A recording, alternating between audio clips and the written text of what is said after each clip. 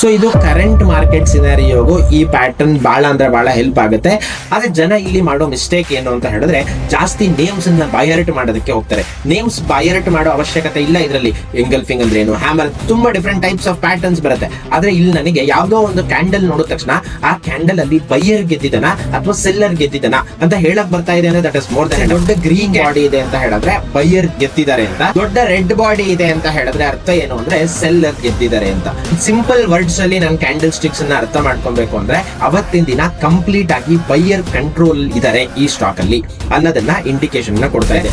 ಒಂದೇ ನೋಡಿ ನಾನು ಟ್ರೇಡ್ ಅನ್ನ ಇನಿಷಿಯೇಟ್ ಮಾಡಬಾರ್ದು, ಬಟ್ ಆದ್ರೆ ಇದು one of the factor to initiated trade. ಅವಾಗ ಏನ್ ಹೇಳ್ತಾರೆ ಎಲ್ಲರೂ ಅಂತ ಹೇಳಿದ್ರೆ ನನ್ಗೆ ಗೊತ್ತಿತ್ತು ಇವನ್ ಸಾಧನೆ ಮಾಡೇ ಮಾಡ್ತಾನೆ ಅಂತ ಹೇಳ್ತಾರೆ. ಅವತ್ತು ವಾಲ್ಯೂಮ್ ಜೊತೆ ಕಂಬೈನ್ ಮಾಡಿ ನೋಡ್ಬೇಕು.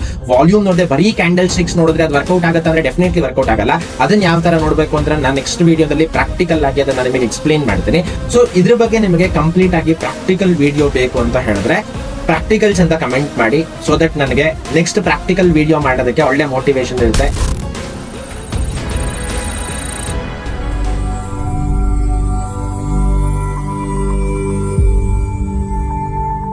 ಎಲ್ರಿಗೂ ನಮಸ್ಕಾರ, ನಾನು ನಿಮ್ಮ ಸುಧಾತ ರಾವ್, ಚಾರ್ಟೆಡ್ ವೆಲ್ತ್ ಮ್ಯಾನೇಜರ್. ಇವತ್ತಿನ ಈ ವಿಡಿಯೋದಲ್ಲಿ ಒಂದು ಕ್ಯಾಂಡಲ್ ಯಾವ ತರ ಫಾರ್ಮ್ ಆಗುತ್ತೆ, ಕ್ಯಾಂಡಲ್ ಸ್ಟಿಕ್ ಪ್ಯಾಟರ್ನ್ಸ್ ಅನ್ನ ರೀಡ್ ಮಾಡೋದು ಯಾವ ತರ ಅಂತ ಬೇಸಿಕ್ಸ್ ಇಂದ ಅರ್ಥ ಮಾಡ್ಕೊಳ್ಳೋಣ. ಯಾವ್ದೋ ಒಂದು ಸ್ಟಾಕ್ 100 rupees ಅಲ್ಲಿ ಓಪನ್ ಆಯ್ತು ಅಂತ ಅನ್ಕೊಳ್ಳೋಣ. 100 rupees ಅಲ್ಲಿ ಓಪನ್ ಆಗಿ 110 rupees ಅಲ್ಲಿ ಕ್ಲೋಸ್ ಆಗಿದೆ ಅಂತ ಅನ್ಕೊಳ್ಳೋಣ. ಓಪನ್ ಕಿಂತ ಕ್ಲೋಸ್ ಮೇಲ್ಗಡೆ ಇರೋದ್ರಿಂದ ಅವತ್ತಿನ ದಿನ ಬೈಯರ್ ಗೆದ್ದಿದ್ದಾರೆ ಅಂತ ಹೇಳ್ಬೋದು.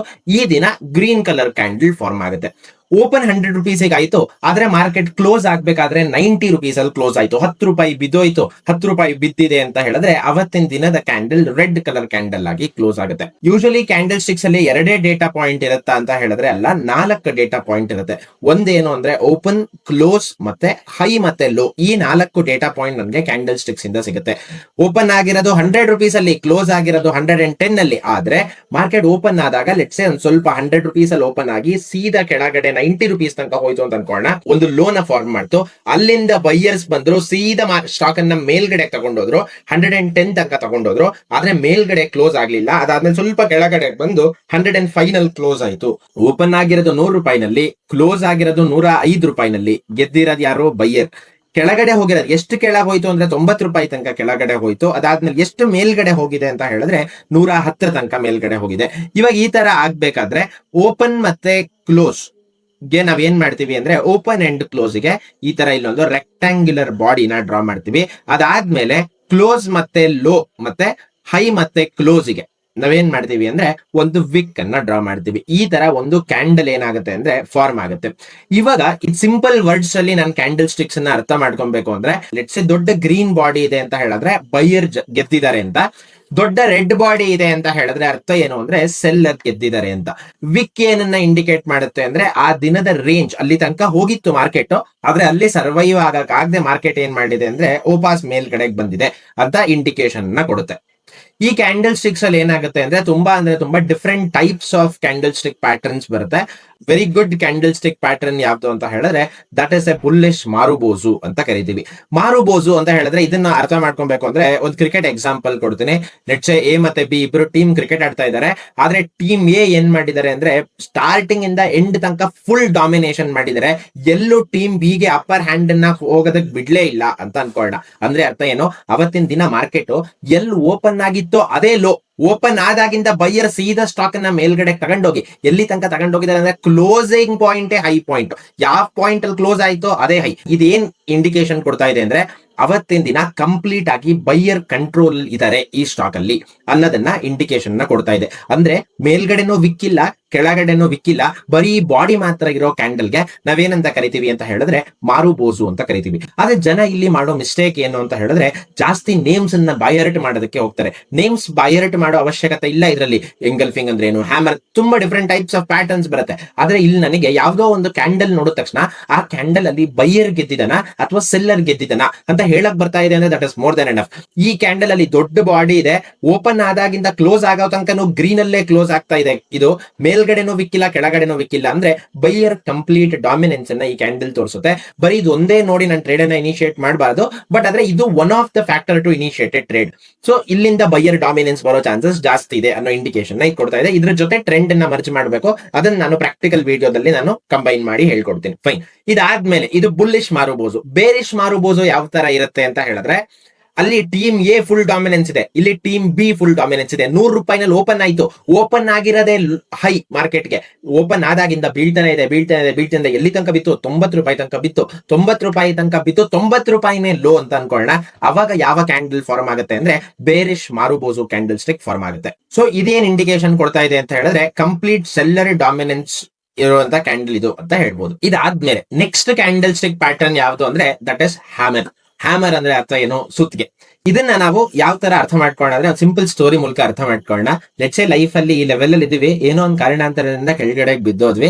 ಕೆಳಗಡೆಗೆ ಬಿದ್ದೋದಾಗ ಮೆಜಾರಿಟಿ ಆಫ್ ದ ಪಾರ್ಟಿಸಿಪೆಂಟ್ಸ್ ಏನ್ ಹೇಳ್ತಾರೆ ಅಂದ್ರೆ ಬೈತಾರೆ, ಇವ್ನು ಏನಕ್ಕೂ ಪ್ರಯೋಜನಕ್ಕಿಲ್ಲ, useless, is good for nothing ಅಂತ ಹೇಳ್ತಾರೆ. ಬಟ್ ಆದ್ರೆ ಅವಾಗ ನಮಗೆ ಏನಾಗುತ್ತೆ ಅಂತ ಹೇಳಿದ್ರೆ ಪುಟ್ಟಿದ್ ಹೇಳ್ತೀವಿ, ಇವಾಗ ಏನಾದ್ರು ಮಾಡಿ ತೋರಿಸ್ಬೇಕು ಇವರಿಗೆಲ್ಲ ಹೇಳೋರ್ಗೆ ಅಂತ ಅನ್ಸುತ್ತೆ. ಅದಾದ್ಮೇಲೆ ಆ ಪಾಯಿಂಟ್ ಇಂದ ಸೀದಾ ಲ್ಯಾಡರ್ ನ ನಿಧಾನಕ್ಕೆ ಹತ್ಕೊಂಡು ಸೀದಾ ಮೇಲ್ಗಡೆ ಬರ್ತೀವಿ.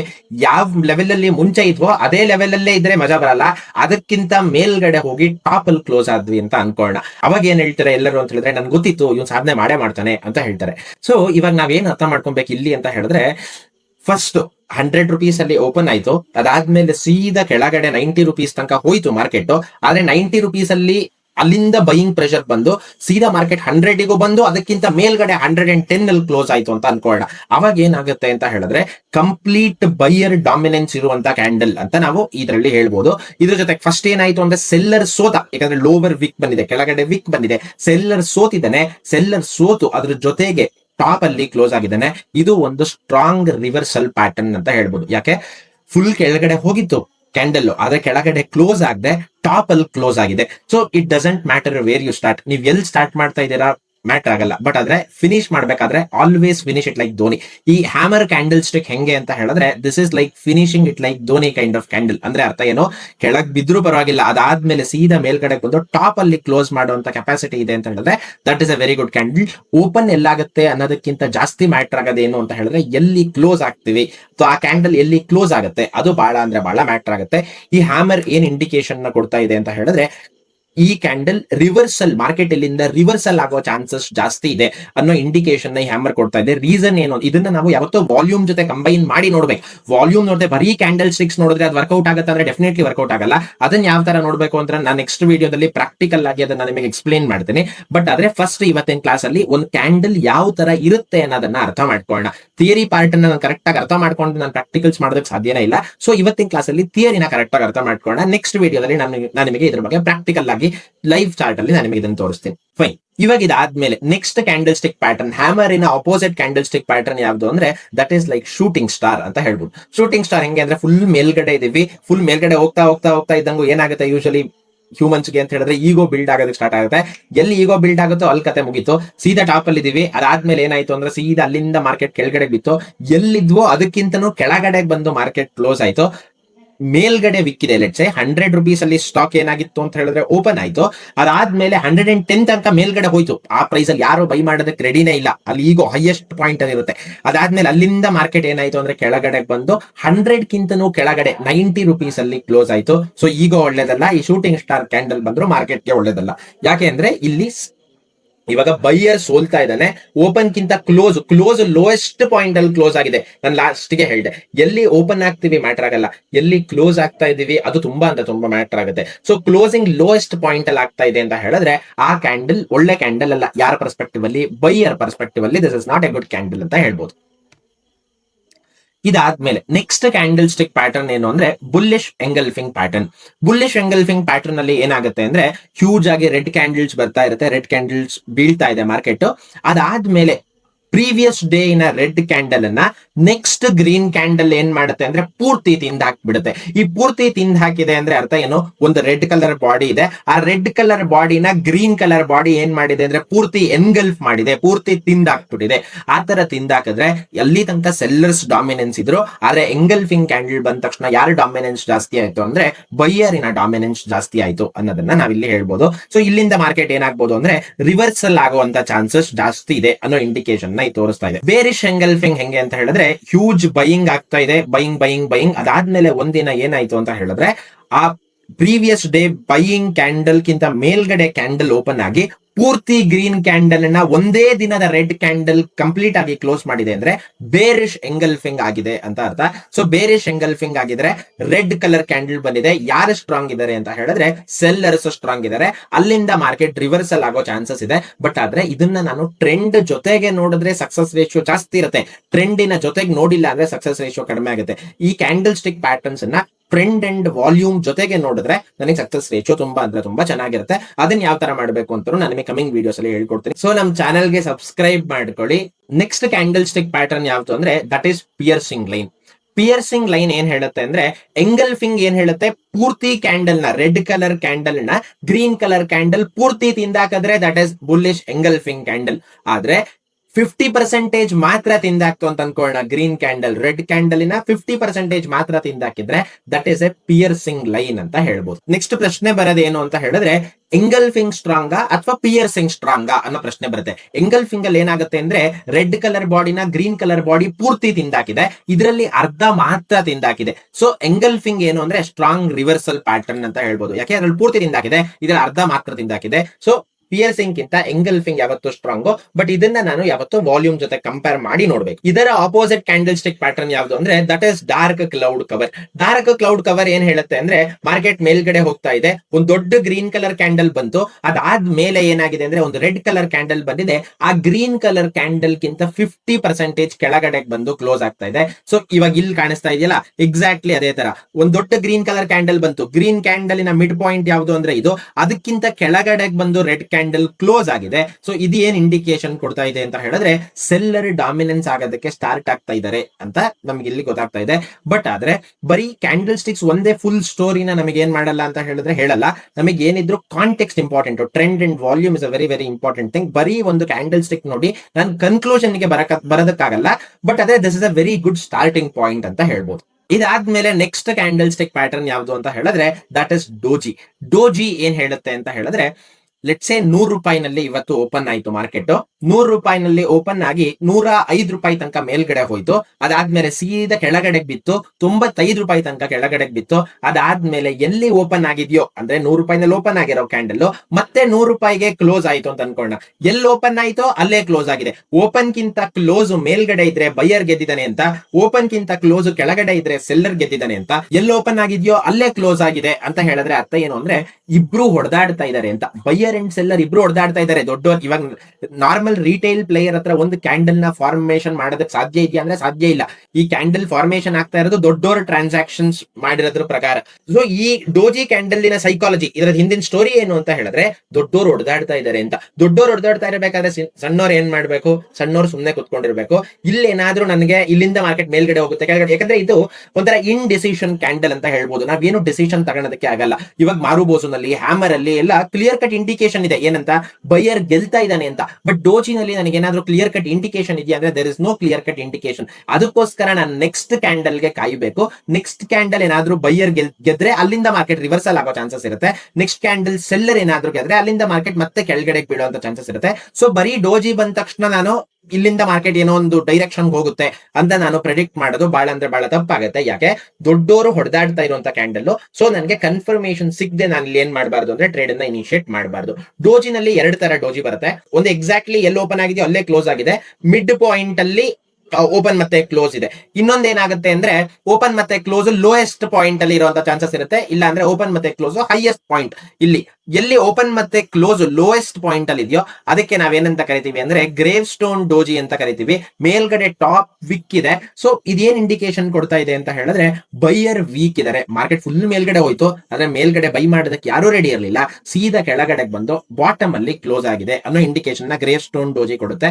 ಡ್ರ್ಯಾಗನ್ ಫ್ಲೈ ಡೋಜಿ ಏನಾಯ್ತು ಅಂತ ಹೇಳಿದ್ರೆ ಸೀದಾ ಸ್ಟಾಕ್ ಕೆಳಗಡೆ ಬಿತ್ತು, ಕೆಳಗಡೆ ಸೆಲ್ ಮಾಡೋದಕ್ಕೆ ಯಾರು ರೆಡಿ ಇರಲಿಲ್ಲ, ಅಲ್ಲಿಂದ ಬೈಯರ್ ಬಂದು ಸೀದಾ ಮೇಲ್ಗಡೆ ಹೋಗಿ ಎಲ್ಲಿ ಓಪನ್ ಆಗಿದೆಯೋ ಅಲ್ಲೇ ಕ್ಲೋಸ್ ಆಯ್ತು ಅನ್ನೋ ಇಂಡಿಕೇಶನ್ ನ ಕೊಡ್ತಾ ಇದೆ. ಎಲ್ಲಿ ಓಪನ್ ಆಗಿದೆಯೋ ಅಲ್ಲೇ ಕ್ಲೋಸ್ ಆಗಿದೆ ಸ್ಟಾಕ್ ಅಂತ ಹೇಳಿದ್ರೆ ಇಬ್ರು ಹೊಡೆದಾಡ್ತಾ ಇದ್ದಾರೆ ಅಂತ. ಆದ್ರೆ ನೆಕ್ಸ್ಟ್ ಕ್ಯಾಂಡಲ್ ಸ್ಟಿಕ್ ಪ್ಯಾಟರ್ನ್ ಗೆ ನಾನು ವೆಯ್ಟ್ ಮಾಡಿದ್ಮೇಲೆ ನಾನು ಡಿಸಿಷನ್ ನ ತಗೊಬೇಕು.